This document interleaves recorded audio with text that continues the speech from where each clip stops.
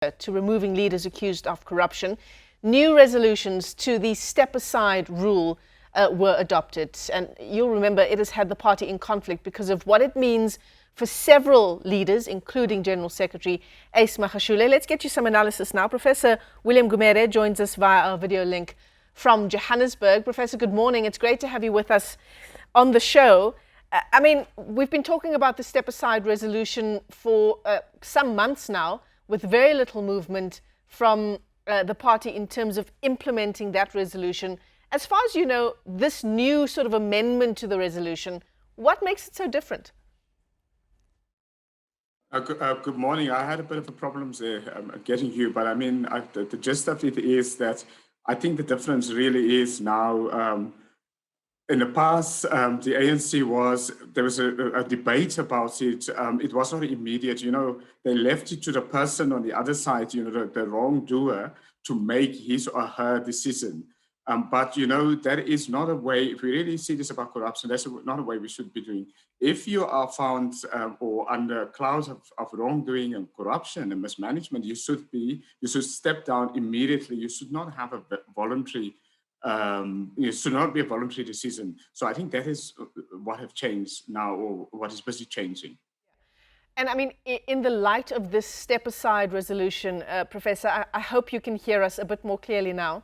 In light of this amendment to the step-aside resolution, there is also the issue of the former president today having an appointment with the state capture inquiry, and it's still unclear whether he will honor that.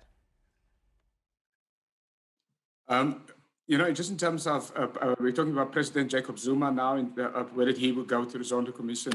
Yes, it's going to be very important, if the ANC is serious about corruption, that they censor and reprimand former President Jacob Zuma for not appearing, if he doesn't appear before the Commission, and that they actually should go as far as suspending him from his membership of the ANC to show how serious it is. Because just in the context of our constitution and our constitutional system, if a former president does not, listen to the constitutional court itself, it undermines the whole constitution and democratic system of South Africa. But it also undermines the Zondo Commission. I mean, it will crash the Zondo Commission if they don't do anything about, former President Zuma.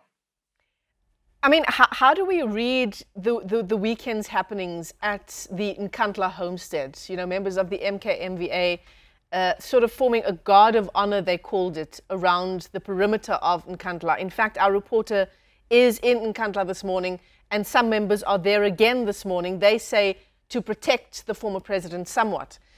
We read that in the light of Ace Magashule and his comments just a week ago around, quote unquote, don't worry too much about the Constitution, when he was asked about the party's take on the former president, saying he won't appear before the inquiry.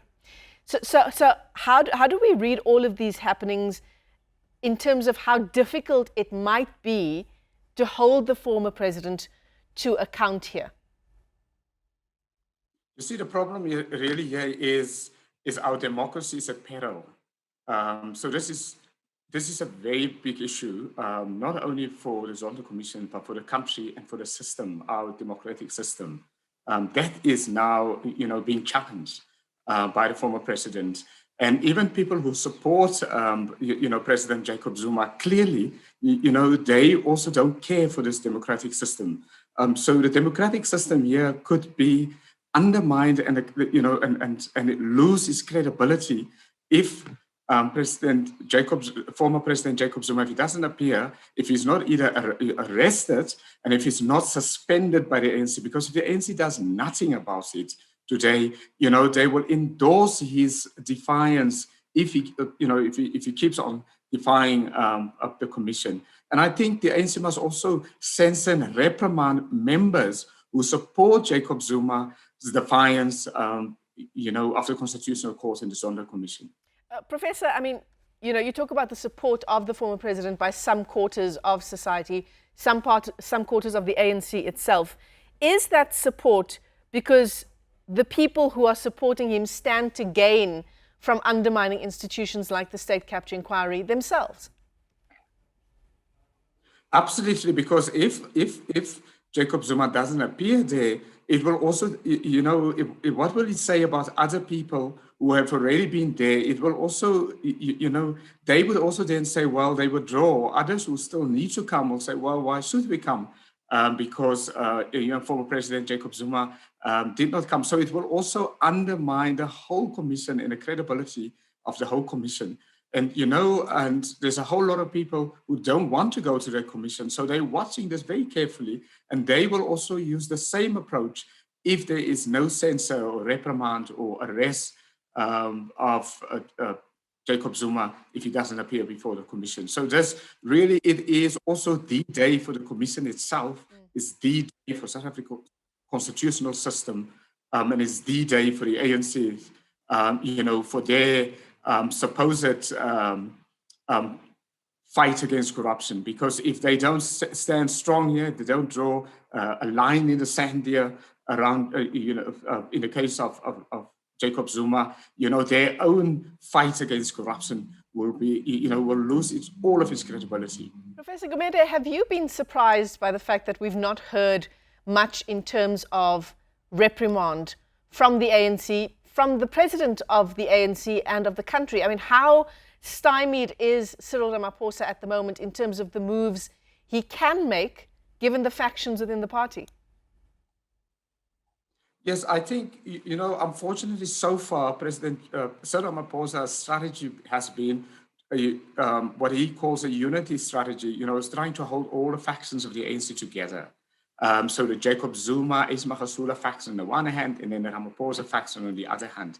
Now, by adopting that kind of strategy, it makes it very difficult to discipline people from like former President Jacob Zuma and like Ismagasule, because if he disciplined them in a unity strategy, they will rebel. So he's been trying to appease these factions rather than to be strict and to be saying, if the ANC stands for fighting corruption, it really must actually take people on despite the factions, even if those people are, if he takes them on, if they're going to cause this unity. And that has been the problem, unfortunately, of President Ramaphosa's unity strategy. It really has undermined the fight against corruption, because it means he's been unable to hold people accountable in the other faction, because he needs to appease them, he needs to compromise with them in order to hold the unity of the ANC together. Yeah, absolutely. Professor Willaim Gumede, thanks so much for your analysis this morning on what is such an incredibly important day, not only for the country, but for the Constitution, as you say, for the state capture inquiry, and for the ANC itself. The former president set to appear at the state capture inquiry today. In the meantime, over the weekend, the NEC adopting those new resolutions to the step-aside issue.